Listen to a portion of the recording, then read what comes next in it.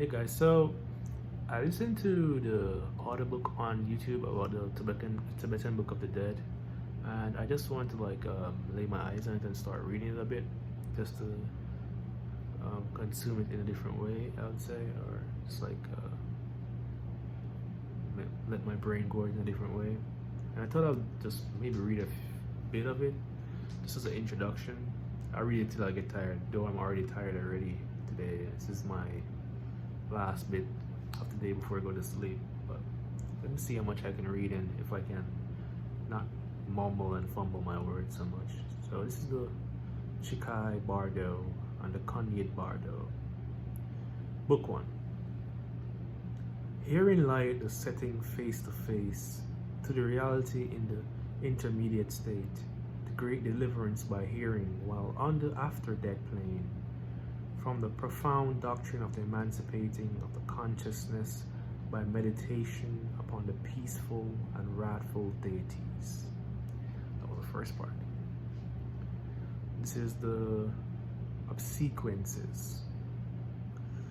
To the divine body of truth, the incomprehensible, boundless light, to the divine body of perfect endowment, who are the lotus and the peaceful and the wrathful deities, to the lotus-born incarnation, Padma Shambhava, who is the protector of all sentient beings, to the gurus, the three bodies, obsequience.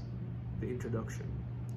This great doctrine of liberation by hearing, which conferred spiritual freedom on devotees of ordinary wit, while in the intermediate state, had three divisions: the preliminaries, the subject matter, and the conclusion. At first, the preliminaries, the guide series for emancipating being, should be mastered by practice. The transference of a consciousness principle. By the guide, the highest intellects ought most certainly to be liberated. But should they not be liberated, then while in the intermediate state of moment of death, they should practice the transference, which giveth automatic liberation by one's merely remembering it. Devotees of ordinary wit ought most certainly to be freed thereby, but should they not be freed then, while in the intermediate state, during the experiencing of reality, they should persevere in the listening to this doctrine, this great doctrine of liberation by hearing. Accordingly, the devotee should at first examine the symptoms of death as they gradually appear in his dying body, following self-liberation by observing the characteristics of the symptoms of death. Then when all the symptoms of death are complete, he should apply the transference, which conferred liberation by merely remembering the process. 2. The reading of this Tudal. If the transferent had been effectively employed, there is no need to read this Tudal, but if the transferent had not been effectively employed, then the Tudal is to be read correctly and distinctly near the dead body. If there be no corpse, then the bed or the seat to which the deceased has been accustomed should be occupied by the reader, who ought to expound the power of the truth. Then summoning the spirit of the deceased, imagine it to be present there listening and read. During this time, no relative or fond mate should be allowed to weep or to wail, as such is not good for the deceased, so restrain them. If the body be present just when the expiration has ceased, either a lama who had been as a guru to the deceased, or a brother in the faith whom the deceased trusted, or a friend for whom the deceased had great affection, putting the lips close to the air of the body without actually touching it, should read this great Tudal. Because I'm reading on my tablet, it's like it cuts off at times. Let me see if I can pronounce this word. So it's Tudal maybe, and if I'm pronouncing it right, I'll probably have to look it up later and see. Surprisingly, I'm not that tired. I guess I can go along a bit more. The practical application of this Tudal by the officiant. Now for the explaining of the Tudal itself. If thou canst gather together a grand offering, offer it in worship of the Trinity.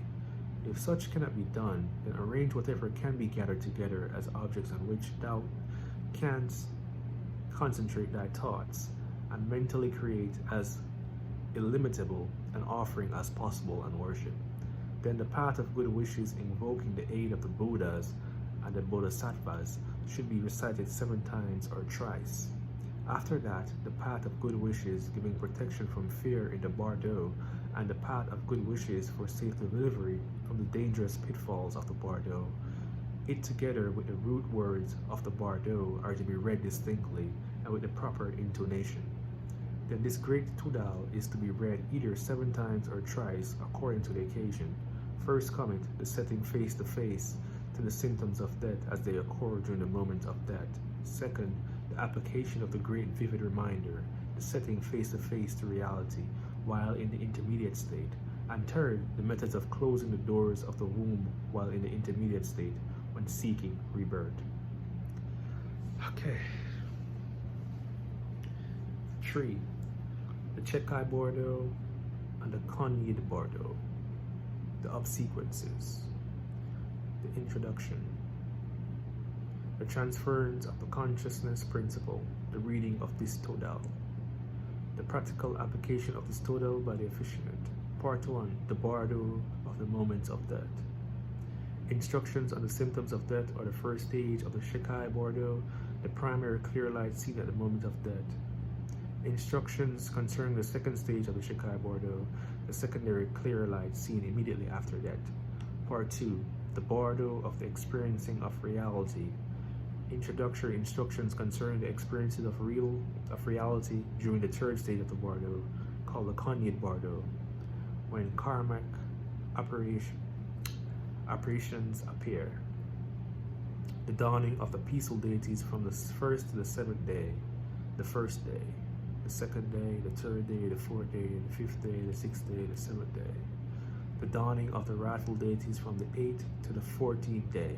Introduction, the 8th day, the 9th day, the 10th day, the 11th day, the 12th day, the 13th day, the 14th day. The conclusion showing the fundamental importance of the Bardo teaching. Book 2, the Sidpa Bardo, the obsequences. Introductory verses. Part 1, the after-death world.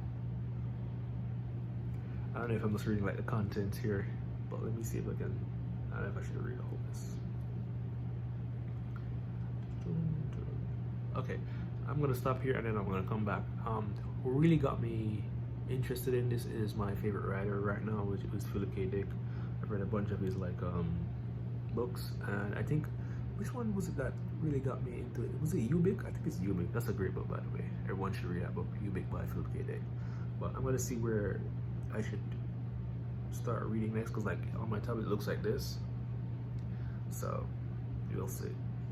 Alright, I'm gonna end for now. Let me know if you're thinking, tell me what I'm pronouncing wrong, and your thoughts on the Tibetan Book of the Dead.